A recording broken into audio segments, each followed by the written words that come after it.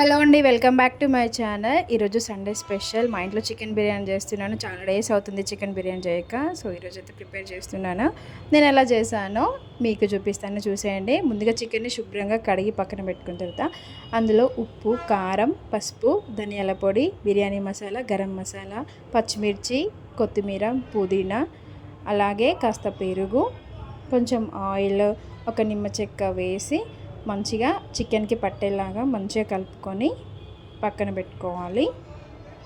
కనీసం ఒక అరగంట సేపు అయినా చికెన్ని మంచిగా కలిపేసి పక్కన పెట్టుకుంటే చికెన్ బిర్యానీ చాలా బాగా వస్తుందన్నమాట. మెజర్మెంట్స్తో అయితే ఏం చెప్పట్లేదు, ఇంట్లో నార్మల్గా నేను ఎలా చేసుకుంటానో చెప్పిస్తున్నాను. నేనైతే ఇక్కడ 1 kg చికెన్ అయితే తీసుకొని చేస్తున్నాను.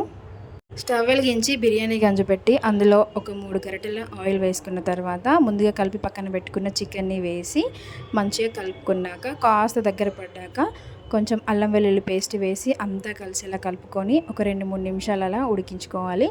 చికెన్ని మధ్య మధ్యలో కలుపుకుంటూ మూత పెట్టుకుంటూ ఒక 50% చికెన్ ఉడికేంత వరకు అయితే ఉడికించుకోవాలి చికెన్ని. ఇటు చికెన్ ఉడుకుతున్నప్పుడే పక్కన రైస్ కూడా వేసుకుంటున్నాను. వాటర్ మరుగుతున్నప్పుడే అందులో హోల్ గరం మసాలాలు అన్నీ వేసుకొని కాస్త అల్లం కూడా అండ్ ఉప్పు కూడా మీ రుచికి సరిపడా ఉప్పు కూడా వేసుకున్న తర్వాత ఇంకా రైస్ వేసి రైస్ కూడా ఒక 50% రైస్ ఉడికించుకున్న తర్వాత ముందుగా ఉడికించుకున్న చికెన్లో నుంచి ఒక 50% చికెన్ తీసి పక్కన పెట్టుకోండి. ఇంకా రైస్ కూడా 50% ఉడికిపోయిన తర్వాత చికెన్లో ఇలా రైస్ మంచిగా స్ప్రెడ్ చేస్తూ మొత్తం చుట్టూ వచ్చేలాగా రైస్ అయితే వేసుకోండి. ఇందాక తీసి పక్కన పెట్టుకున్న చికెన్ని కూడా ఇంకో డబుల్ మసాలాగా రైస్ పై మంచిగా వేసుకుని ఆ తర్వాత పైనుంచి ఇంకాస్త రైస్ వేసుకుంటే సరిపోతుంది. రైస్ మొత్తం చికెన్ పైన మంచిగా వేసుకున్న తర్వాత పైనుంచి ఫ్రైడ్ ఆనియన్స్, అలాగే ఫుడ్ కలరు, దాని తర్వాత కాస్త కొత్తిమీర, ఇంకాస్త నెయ్యి కూడా వేసి ఒక 10 to 15 minutes అలా కాస్త దమ్ పెట్టుకుంటే చికెన్ బిర్యానీ అయితే రెడీ అయిపోతుంది. నేనైతే ఇలా సింపుల్గా చికెన్ బిర్యానీ అయితే ప్రిపేర్ చేసుకుంటున్నాను.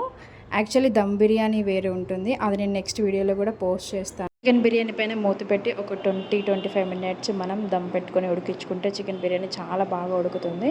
దమ్ బయటకు పోకుండా ఉండాలంటే ఇలా పెద్ద రాయని కానీ లేకపోతే మైదా పిండితో కానీ క్లోజ్ చేసుకోవచ్చు, అప్పుడైతే దమ్ బయటకు పోకుండా ఉంటుంది.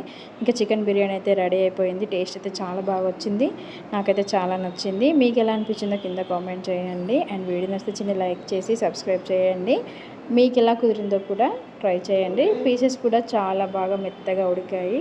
And thanks for watching.